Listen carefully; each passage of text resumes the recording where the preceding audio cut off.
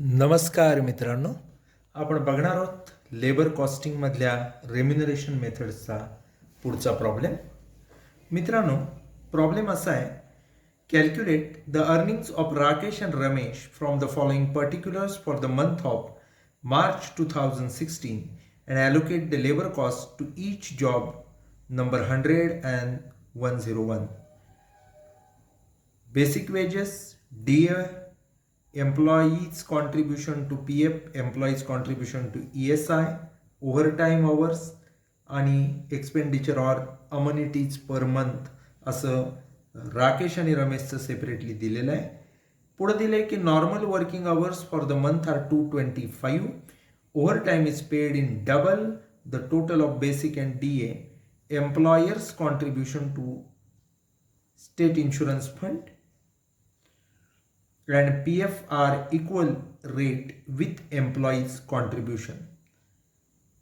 There were two workers employed on job 100 and job 101 in the following proportion.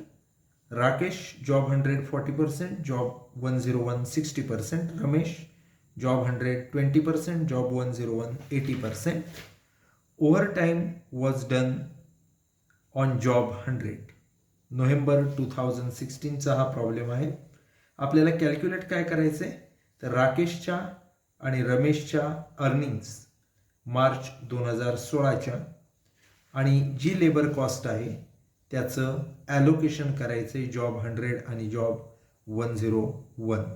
अशा दोन गोष्टी आपल्याला करायच्या आहेत. ओव्हरटाईमचं देखील आपल्याला कॅल्क्युलेशन करावं लागणार आहे. सुरुवात आपण करूया. Statement showing earnings and cost हे आपण पहिलं बनवूया. Statement showing earnings and cost.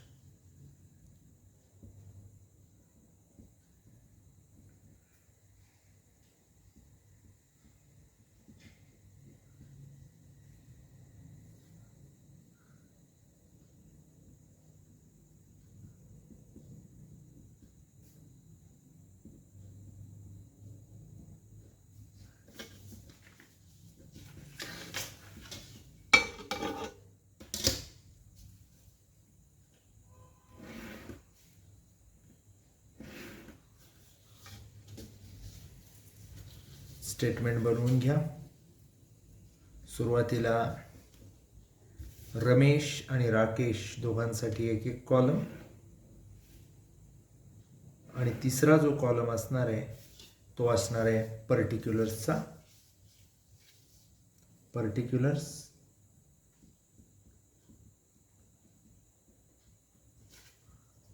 Rakesh आणि रमेश.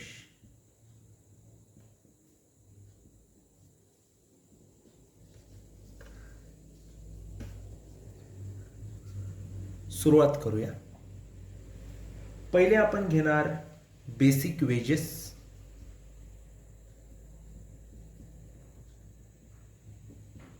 आता जेव्हा तुम्ही बेसिक वेजेस घ्याल तेव्हा क्लिअर कट आपल्याला काय दिलंय बघा. बेसिक वेजेस संबंधी 15,000 आणि 18,000 असे बेसिक वेजेस क्लिअर कट दिलेले आहेत.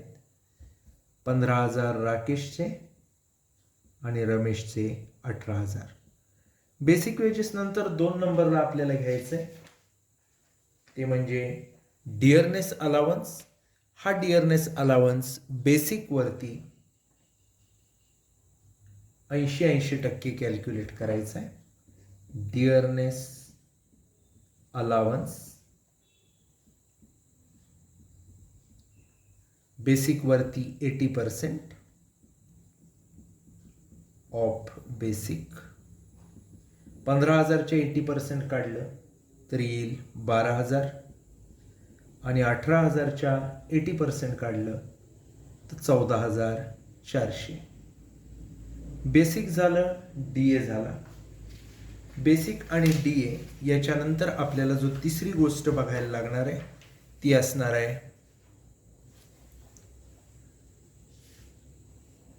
Employers contribution. एम्प्लॉईज कॉन्ट्रीब्युशन जे ग्रॉस वेजेसमध्ये येत नाहीत. ओव्हरटाईम वेजेस नावाचा जो आयटम आहे तो येईल. ओव्हरटाईम अवर्स आपल्याला दिलेले आहेत 18 आणि 15, त्यामुळं आपण घेणार ओव्हरटाईम वेजेस.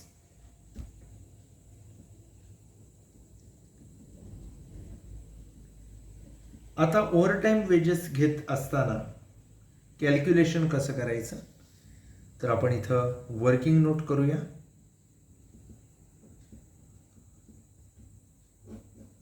कॅल्क्युलेशन ऑफ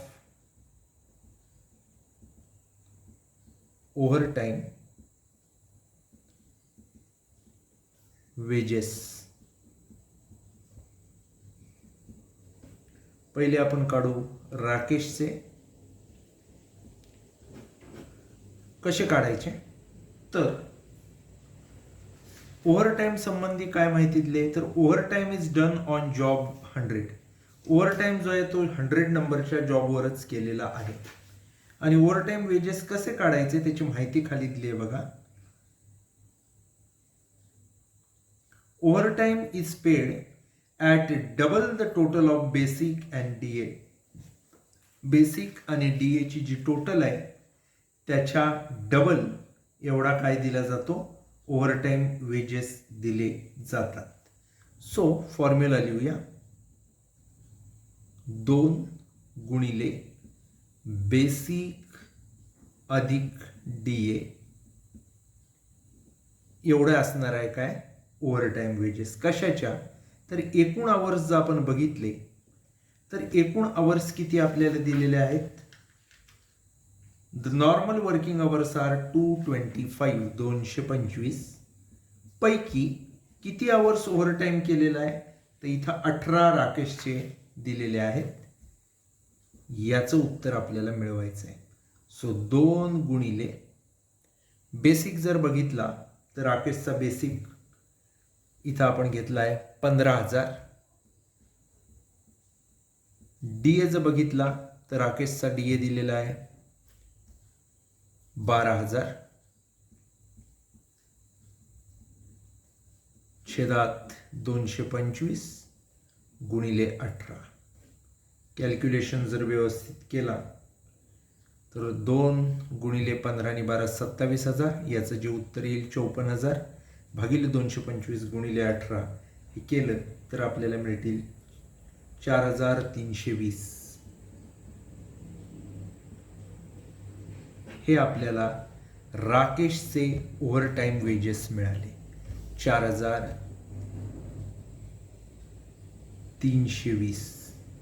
आता आपण वळूया रमेशकडे. राकेशच्या खाली घेऊया रमेश. रमेशचं कॅल्क्युलेशन करत असताना फॉर्म्युला तोच वापरावा लागणार आहे. 2 गुणिले बेसिक अधिक DA छेदात 225च त्याचे एकूण आवर्स आहे. आणि ओव्हरटाईम जर आपण बघितला तर किती असणार आहे त्याचा बघा. ओव्हरटाईम बघितला तर आपल्याला प्रॉब्लेम मध्ये दिले 15 आवर्सचा गुणिले 15 आवर्स. आता कॅल्क्युलेशन करा. कॅल्क्युलेशन जर आपण केलं तर आपल्या लक्षात येईल 2 गुणिले बेसिक याचं आहे 18,000 बघा, अधिक DA 14,400 छेदात 225 इंटू 15 आवर्स. उत्तर जर काढला तर आपल्याला मिळेल 4,320. इथं देखील सो दोन्हीची उत्तर आपल्याला मिळाले 4,320. राकेश पण आणि रमेश पण. जसंच्या तसं आपण इथं घेऊया ओव्हरटाईम वेजेस. रमेशचे 4,320. आता आपण काय करणार तर याची टोटल करणार. जे मिळतील ते आपले ग्रॉस वेजेस.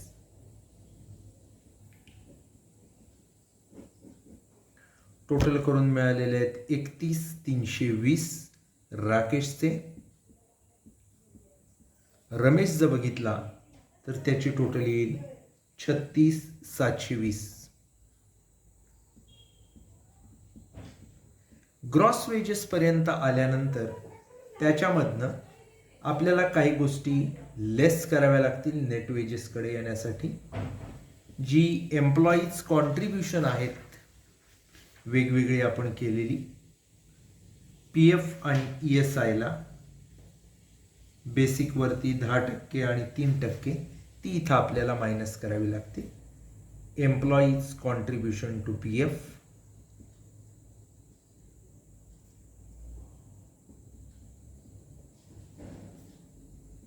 किती आहे बघा,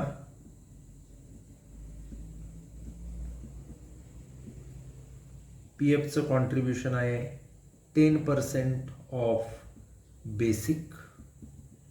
बेसिक जे आहे 15,000 त्याच्या 10% म्हणजे 1,500 रुपये. रमेशचं बेसिक 18,000 त्याचे 10% म्हणजे 1,800 रुपये. आणि दुसरं जे लेस करायचं आहे ते आहे employees contribution to ESI 10% of basic. किती पर्सेंट सांगितलंय? 3% ऑफ बेसिक. सो कॅल्क्युलेट करा 3%. 15,000च्या 3% राकेशचं 450 रुपये. रमेशचं 18,000च्या 3% 540 रुपये. आता या दोन फिगर्स मायनस केल्या की जे मिळतील त्याला म्हणायचं नेट वेजेस पेएबल. आता नेट वेजेस पेएबल हे किती येतात तर उत्तर आपल्याला सापडेल 31,250 मधनं 1,500 आणि 450 घालवले की जे राहतात ते म्हणजे 29,370.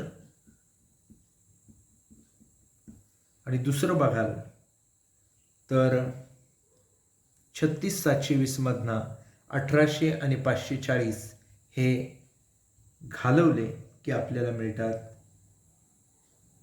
32,400.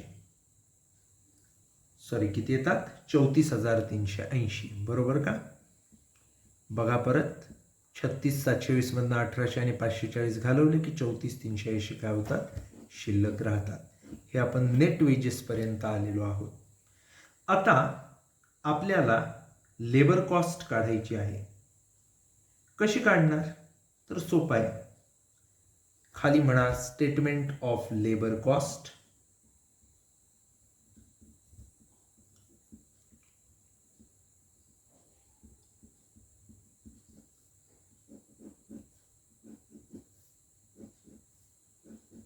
आता स्टेटमेंट ऑफ लेबर कॉस्ट बनवत असताना पहिली गोष्ट आपल्याला विचारात घ्यावी लागेल ग्रॉस वेजेस.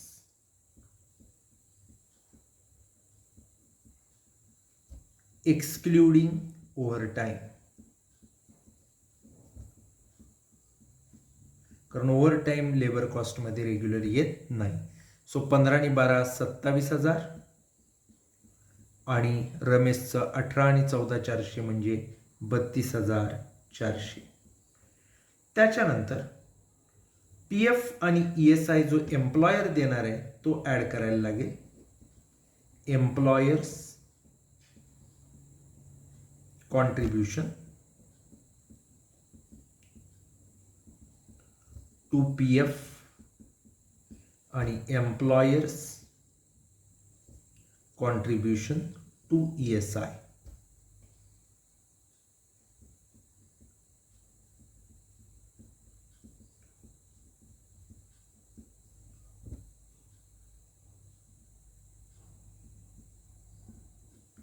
आता बघा PF आणि ESIला एम्प्लॉयरचं कॉन्ट्रीब्युशन किती आहे तर प्रॉब्लेममध्ये तुम्हाला दिलेलं आहे की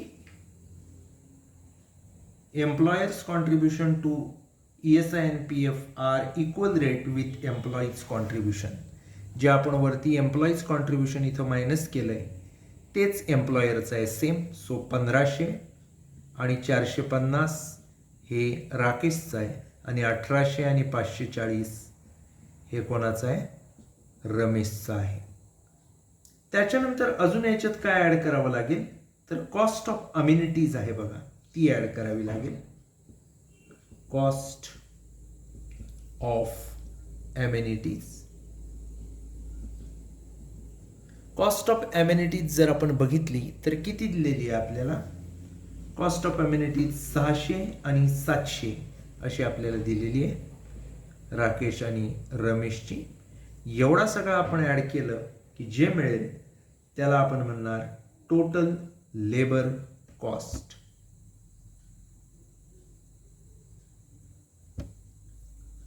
टोटल लेबर कॉस्ट. आता टोटल लेबर कॉस्ट आपली 27,000, 1,500, 450 आणि 600 म्हणजे 29,550 आणि 32,400, 1,800, 540 आणि 700 म्हणजे 35,440.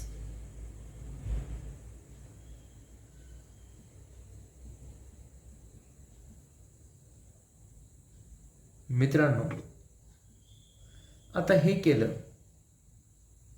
की आपल्याला काय मिळणार तर टोटल लेबर कॉस्ट नंतर आपण बघायची वर्किंग आवर्स किती आहेत.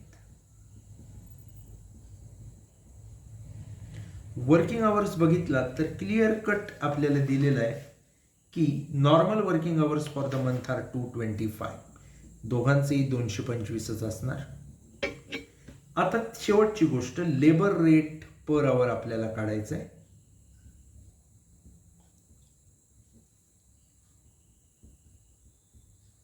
कसा काढणार तर अगदी सोपं आहे.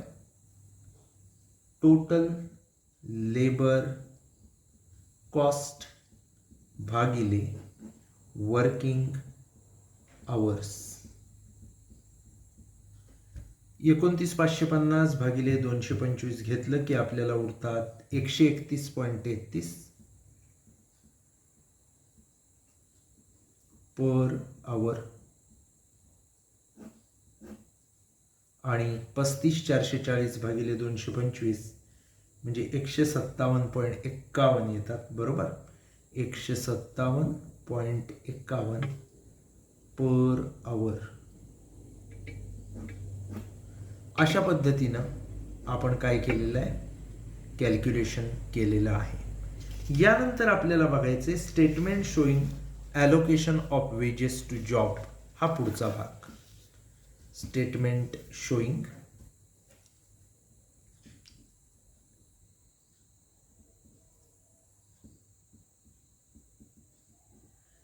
allocation of wages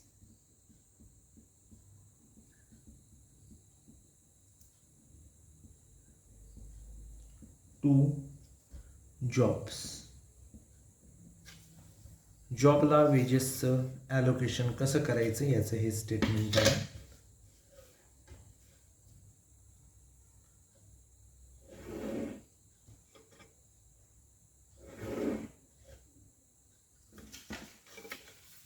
आता हे ॲलोकेशन करत असताना काही कॉलम्स आपल्याला करायला लागतील. 3 अमाऊंटचे कॉलम आणि 1 पर्टिक्युलरचा कॉलम आपण करूयात. पहिला कॉलम म्हणूयात पर्टिक्युलर्स. दुसरे कॉलम घेत असताना अमाऊंटचा घ्यायचा. 2 जॉब आहेत बघा, 100 आणि 101. Job number 100, job number 101. आता हे जे अमाऊंट कॉलम मधले अमाऊंट असतील ते आपण दोन्ही जॉबना काय करणार आहोत? ॲलोकेट करणार आहोत. सुरू करूया.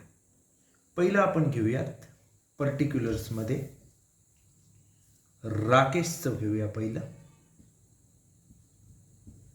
राकेश ज्यावेळी आपण घेऊ तेव्हा राकेशचे वेजेस आणि ओव्हरटाईम या 2 गोष्टी असतील.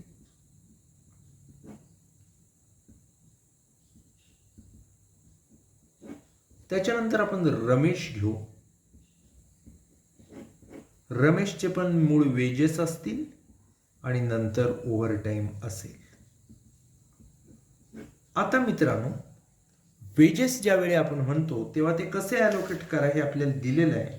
राकेशचे 40% आणि जॉब 100ला आहे आणि 60% 101ला आहे. 40 आणि 60. 40% इज टू 60%. अशा पद्धतीत रेशो दिला आहे. आता राकेशचे वेजेस किती आहेत तर आपण कॅल्क्युलेट केलेत. 29,550. आता हे 29,550 गुणिले 40/100चं उत्तर 100ला येईल आणि गुणिले 60/100चं उत्तर 101ला येईल. पहिलं बघू. 29,550 गुणिले 40/100 म्हणजे येतात 11,820 आणि 29,550 गुणिले 60/100 17,730.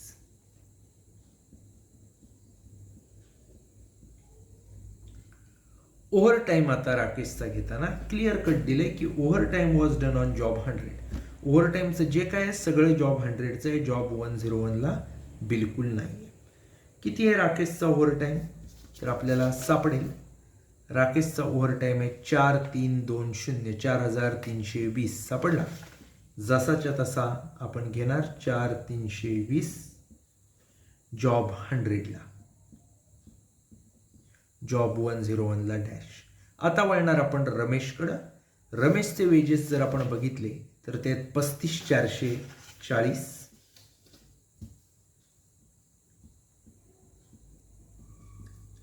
आता हे वाटत असताना काय त्याचं पर्सेंटेज दिलंय जॉब 100 आणि 101 तर आपण बघितलं तर प्रॉब्लेममध्ये सापडेल रमेशचं 20% 100ला आणि 80% 101ला. So 20% is to 80%. 35,440 गुणिले 20/100 उत्तर आपल्याला सापडेल 7,088 आणि 35,440 गुणिले 80/100 28,352. ओव्हर टाईम सगळ्याच्या सगळा कुठे आहे जॉब 100ला आहे आणि रमेशचा ओव्हर टाईम जर आपण बघितला तर आपल्याला क्लिअर कट दिसतोय 43,20. देऊन टाका जॉब 100ला, जॉब 101ला डॅश. आता काय करायचं तर या अमाऊंट कॉलम आणि जॉब कॉलम यांची टोटल घ्यायची. टोटल जर अमाऊंट कॉलमची घेतली तर किती येते बघा 73,630. जॉब 100ची टोटल घेतला तर आहे 27,548. जॉब 101ची घेतला तर आहे 46,082. आता लक्षात घ्या 46,082 आणि 27,548 यांची टोटल जर आपण घेतली तर ती येईल 73,630. त्यामुळं प्रॉब्लेम आपला जुळतोय. तर अशा पद्धतीत हा प्रॉब्लेम आपण इथं सॉल्व केलेला आहे. आपण थांबूयात. धन्यवाद.